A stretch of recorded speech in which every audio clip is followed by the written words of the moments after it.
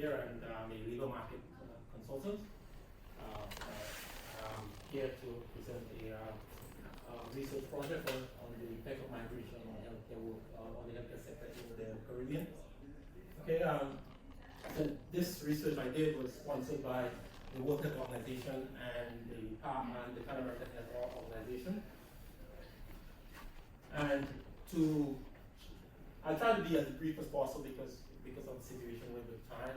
I just wanted, first of all, give a little introduction of myself, kind of global overview of what is taking place of migration in the world, how we went about to do this study. Okay, so as I said, Justine Pierre, Director of Duncan Barrett and Associates, labor market consultants, in the field of labor demand survey, labor market needs analysis, statistics, and all of the data analysis research. We have been doing that for maybe over 10 years. Okay, and the research is the effect of migration on the healthcare worker. So, I said the project started on December 4th, 2017 and lasted until August 31st, 2018. So it was basically one of the largest migration study on the healthcare sector.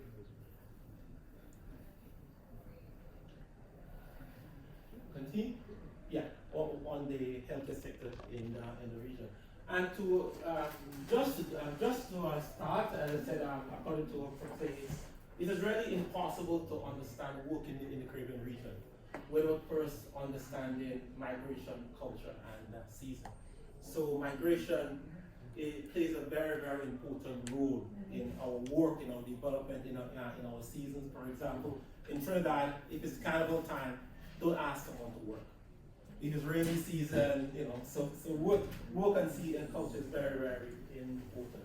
And I said, just to give you a little background, migration is a process of how people move from one place to the other. And there are different types of migration, as I said. And from internal migration down to chain migration. And for example, in our study, we found out a new part of migration, which is called primary migration, where a doctor someone who comes from medical school, will first work in the public sector, and then his first stage of migration is from the public sector to the private sector. So we kind of come up with that term. And I said that there are different laws of migration. And I said, migration, most men migrate more than women. And number 10, women have a high propensity to migrate than men within their countries. So the different laws of migration.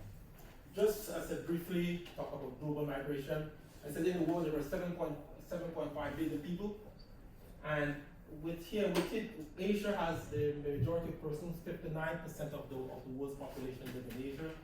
With Latin America, we have 645 million people here, which comprise of 8% of the population.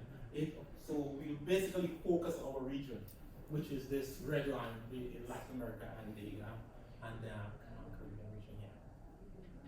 Okay, as I said, give you just a global perspective on migration. Over 60% of all international migrants live in just a very small percentage of the world. Okay, and 20 countries, USA, Saudi Arabia, Germany, Russia, United Kingdom, comprise of about 67% of all international migration.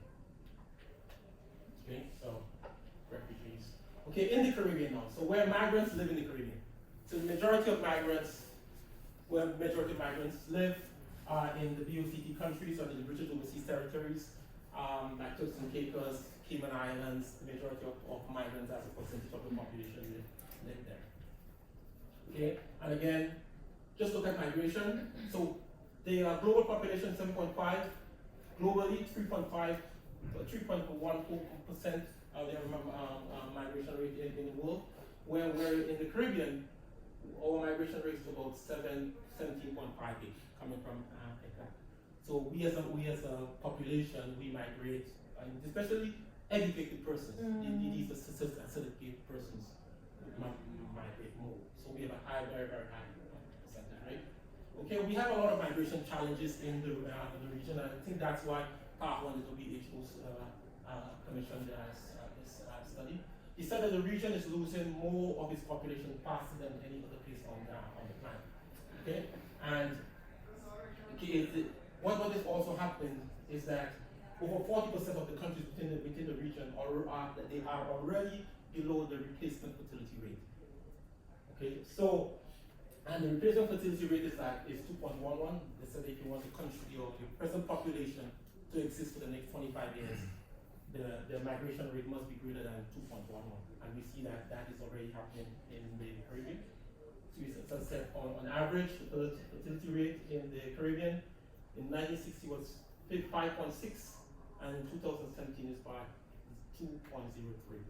So in addition, we're leaving very, very, very fast, but also our migration rate, the fertility rate is very low.